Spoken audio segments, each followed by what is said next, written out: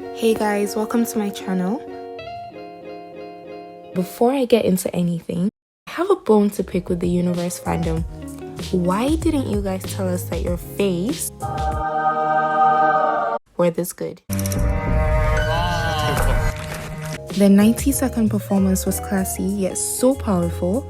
The stage presence is just out of this world. So when I initially found out that Pentagon would be on the show, I didn't really care that much. And the only reason I decided to watch it anyway was to support the boys and Oneness. But man, Pentagon didn't come to play. Pentagon is the king. There's no doubt. Road to Kingdom is essentially the sequel to Queendom, the show that pit the popular mid-tier girl groups against one another. You know, not on the Blackpink, Twice, Red Velvet level, but also not on the April, Girlkind, Brave Girls level either. They're just somewhere in the middle. On Queendom, 5 female acts went through a series of stages which consisted of performances judged by the actual idols themselves, special audiences, a big studio audience, and the people watching at home for the final episode. Spoiler alert, Mamamoo won. Is Road to Kingdom and Queendom, to an extent, the new Produce? I have a feeling that Mnet is over the grief of the Produce series essentially being over due to their vote manipulation scandal, as they've now got a replacement, and in some ways, a better replacement. And why is it better? Number 1, Mnet can only do so much evil editing. Remember how they made these trainees look selfish? Or when they turned a tiny mistake into a soap opera? They can't do that on this show because for the most part, these idols already have a dedicated following and their fans are not going to stand for them to be made out to look like some kind of controlling, self-serving freaks. And because the public is already fairly aware of what kind of personalities these idols have, Mnet cannot project any character traits onto them. Number 2, Mnet cannot pick favorites for us like they did with the trainees on Produce. Since Road to Kingdom is a team-based competition, Mnet cannot shove certain individuals down our throats by giving them twice as much screen time as everyone else. For example, Kim Yo-han had a whole 9 minutes dedicated to him on episode 1. By the way, some of these parallels can also be seen on Queendom, as both shows employ the same format, but they are more prominent on Road to Kingdom. Many viewers can attest to the fact that the Produce series was somewhat formulaic, I guess, in that it implemented certain tropes that were recurring in most of the seasons. You know, we had the protagonists. There's the ones that till this day, no one knows why they didn't debut, as they had such high rankings for most of the show. The skilled but underappreciated. The ones that were only really visible towards the end of the show. No credit to Mnet on this one, but the trainees that were booted off the show in the very first elimination round but ended up proving that they don't need Produce to be a successful idol.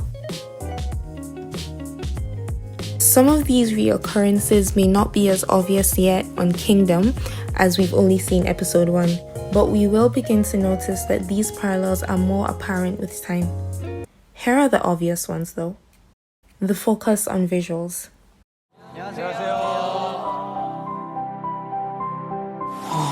내 픽이야. 비주얼 대박이야. 야, 나 자꾸 눈 간다. 반할 것 같아. 그냥 홀렸어, 이미. 그러니까. 잘생겼다.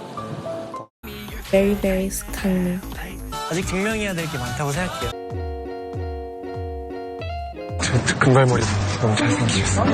동생하고 저스틴 귀여워. 와, 희한하다. 야, 화면 잘 받는다. 화면이 되게 잘 받는다. 영상이는 화면 진짜 잘생겼다.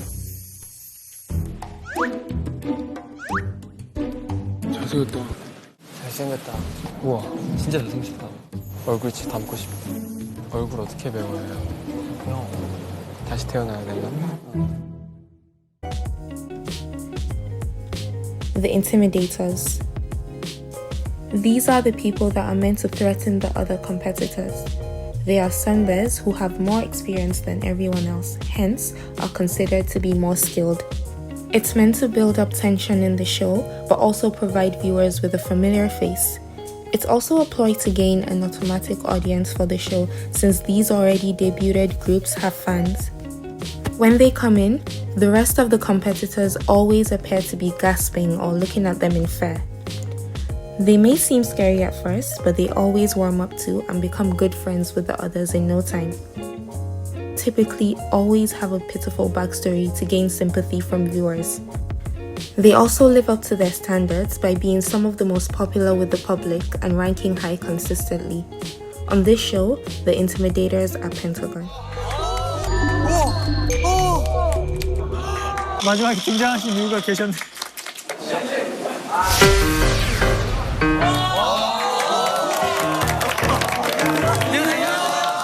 사실 견제했어요. 저희 멤버수의 변화도 있었고 이런저런 구설수에 오르내리는 시간들이 있었고 그만큼 좌절했던 시기도 진짜 많았어요. 그런 것들을 좀 해소할 수 있는 기회를 우리가 잡지 않았나 해서. 아 맞다 말잖아. 맞는 거 같아. 전 팬이라니까. 타이틀곡도 알아. 정말 쉬운 게 아니었고. 근데 점차 뭔가 활동을 하는 것도 없고 사실 저희가 뭐 무대에 많이 설 기회도 없기 때문에 다른 사람들은 막 TV 나와서 잘 되고 있던데 넌 뭐해? Next up is the funny guy. This is the person that always has something to say and everyone thinks he's hilarious. We need an individual like this to lighten up the mood amidst all the tension. On this show, the funny guy is Golden Child's Changjun. 멋지고 잘생기신 분들만 오셨네요. 아, 반갑습니다. 비주얼들이. 아, 반갑습니다. 끊었습니다.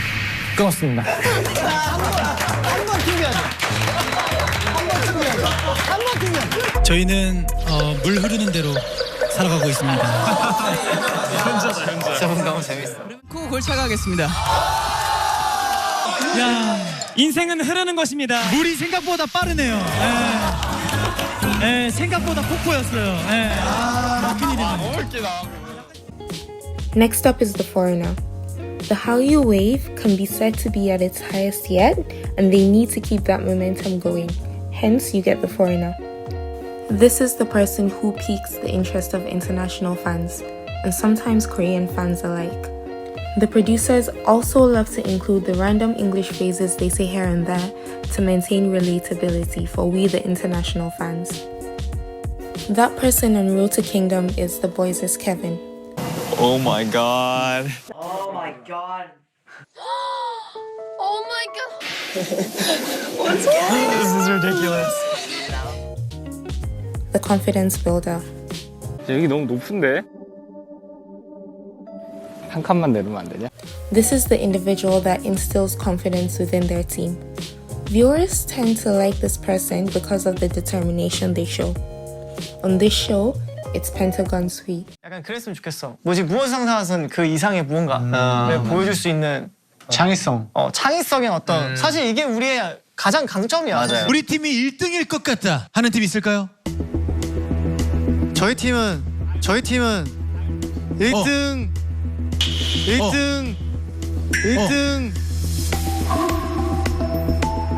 1등 왜 자신 없어? 1등인 것 같다고 얘기하려고 했는데 멤버들이 자신 없어 해가지고 내심 했으면 좋겠다. Next up, we have the confident group. They come in united as one. They also help to ease tension. On this show, it's Golden Child. 오신다.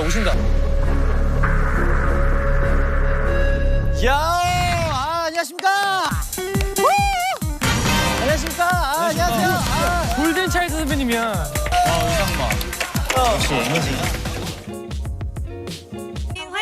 화이팅! 화이팅! 우리도 저렇게 들어오려고 했었는데 누가 줄까 그랬어. 어깨 너무 굉장히 밝고 합체! 좀 별이 밝을까? 생각에 쓴맛을 못 봤어. the individuals that failed to meet expectations. 1, 2, 3 전부 다 스타쉽이 좀 활약이 컸던 걸로 기억을 해요. 이번에도 스타쉽에서 멋지신 연습생분들이 나오지 않을까. 실수가 굉장히 많았잖아요. 근데 처음에 실수해서 분위기가 되게 깨지면서 These are the groups that are from a reputable company or are known to do very well, yet they fail to meet expectations. Regardless of a shaky start, they always redeem themselves. On Road to Queendom, it's One Us. 안녕하세요. 안녕하세요.